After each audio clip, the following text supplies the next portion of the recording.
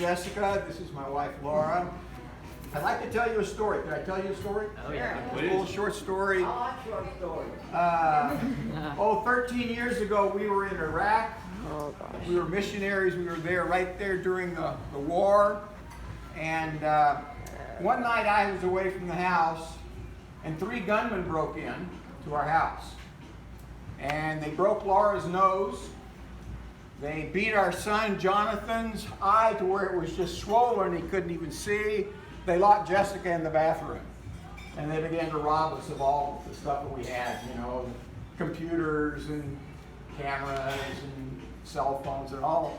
Took all our money.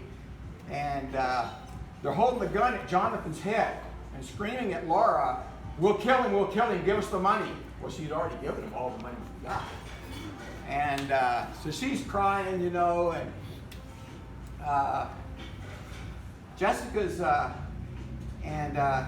Jessica all of a sudden, she starts to pray.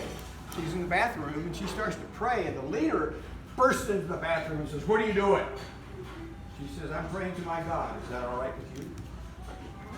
And the guy says, well, I have a God too. She says, he doesn't like what you're doing.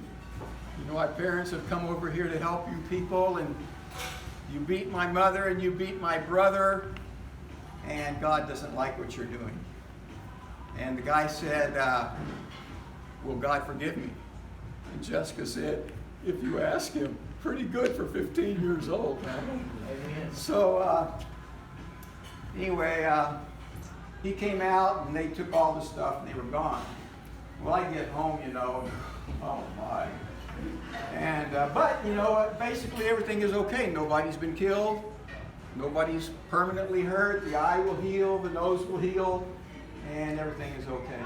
A couple of days later, we get a call from the courthouse that they've gathered some suspects and they would like us to come and identify them.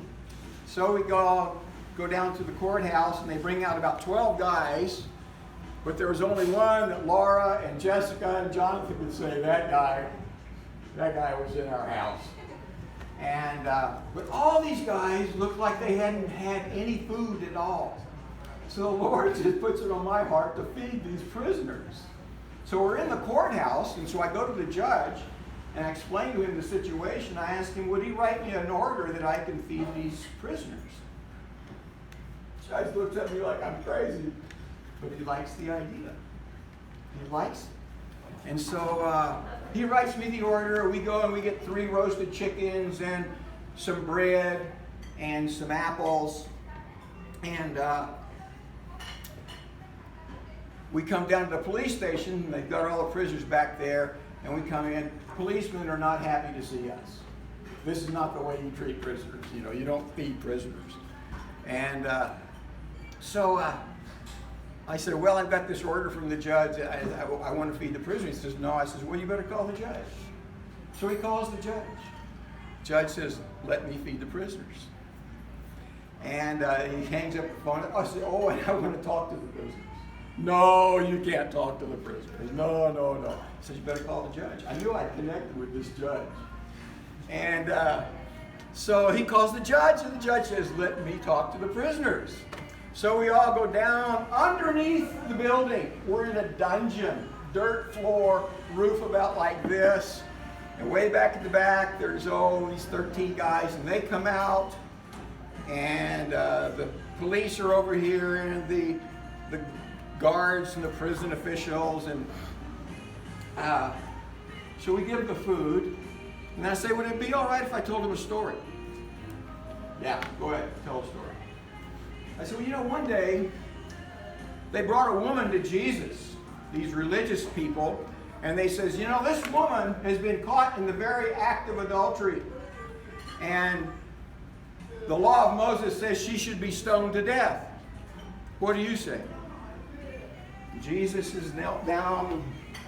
He's just kind of drawing on the sand. He stands up and he says, whichever one of you doesn't have any sin, you throw the first stone.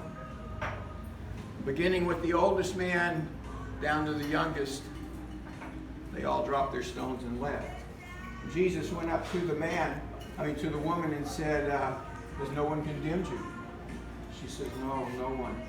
He says, neither do I condemn you, but don't do this again. You need to leave your life of sin. And then I looked at the guy who had been in our house, and I said, now according to the Quran, isn't this man's hand supposed to be cut off?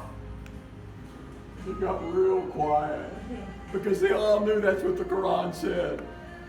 I said, and I looked at the man, I says, you know, I don't think Jesus wants your hand to be cut off any more than he wanted this woman to be stoned to death. Because Jesus has a higher law of love and forgiveness. At that point, they stepped in, they wouldn't let me talk anymore. But anyway, the seed got sown of a higher law of love. So, anyway, thank you very much for listening, and have a good day.